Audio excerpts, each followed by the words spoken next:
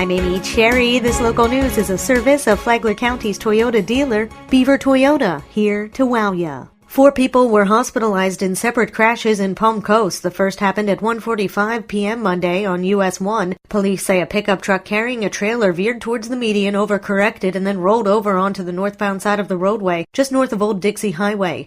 The driver of the truck was critically hurt and sent to Halifax Hospital in Daytona Beach. A second person in the car was also hospitalized at Florida Hospital Flagler. The call for the second crash came in about 10 minutes later on State Road 100 near Memorial Medical Parkway. There, police say a Jeep turned into the wrong lanes and crashed head-on into a minivan. Both people in the minivan suffered non-life-threatening injuries to their legs. This portion of Flagler's Morning News is brought to you by the Daytona Beach International Airport. Save time, money, and stress. The Daytona Beach International Airport, it's just plain easy.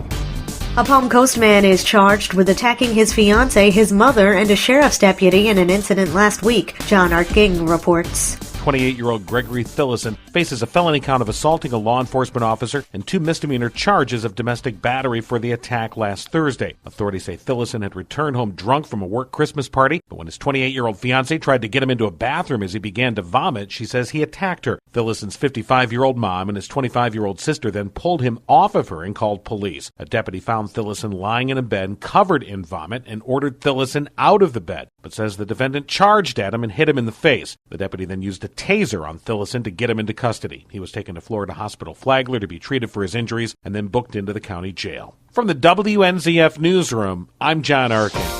This is people's lives. That's Flagler County Commissioner Joe Mullins, who's calling for workshops to solve the ongoing issues surrounding the evacuated Sheriff's Office Operations Center, which is at the center of several workers' comp lawsuits. Mullins tells WNZF's Free for All Friday that county government and County Administrator Craig Coffey have put this issue on the back burner for far too long over a court order. Different people in the management saying, you know what, we really can't do anything. Coffey's told me we can't do anything with it, that there's been orders that we can't touch the building, so it's just got to be put aside. And that's the stuff that I don't want to hear. It should have never gotten to this point. For now, Sheriff's Office employees are working on different levels of the courthouse, and it's been described by Sheriff Staley as dysfunctional at best. Mullins wants to move employees to a more centralized location. Temporary buildings, put them over there on that tract of land by the EOC, put them over there, let them work out of that, and get our sheriff's office back together. That's a good temporary solution. The Sheriff's Office Operations Center is scheduled to undergo more testing for toxins this week, but those tests won't cut into the walls, as Sheriff Staley has requested.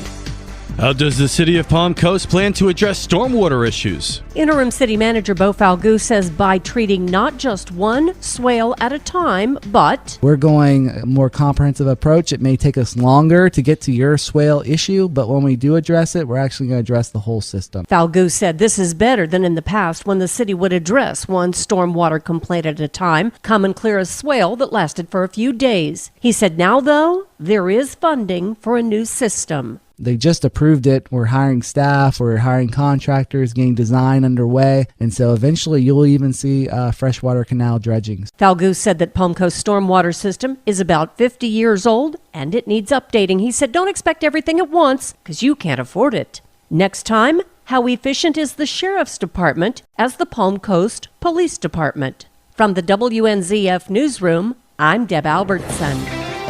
Here's a holiday story that should make you feel good. A boy saved up his allowance to buy gift cards for deputies in honor of his fallen father. Tony Magoo has the story. 11-year-old Jeffrey Faust recently moved to Flagler Beach with his mom, Jenny, from Tennessee, where Jeffrey's dad was a Lawrence County Sheriff's deputy until his death in December of 2011. Sheriff Rick Staley had high praise for this young man. This outstanding young man, 11 years old, who's had some tragedy in his life, wanted to pay it forward in memory of his father. And as a tribute to his father, Jeffrey saved all of his allowance throughout the year. And how much was it, Sheriff? About $600 worth of gift cards for our employees. Sheriff Rick Staley said after meeting Jeffrey, the world could use more young men like him. I'm proud of him, and we are so appreciative of his kind gesture to the Sheriff's Office this holiday season. We really appreciate his generosity remembering our deputy sheriffs. And many Sheriff's Office deputies chose to use Jeffrey's gift to pay it forward and add the gift card to the holiday shopping experience of the child they accompanied to the Christmas with the Deputy event. For Flagler's Morning News, I'm Tony Magoo. And now you're up to date on Flagler's Morning News. I'm Amy Cherry.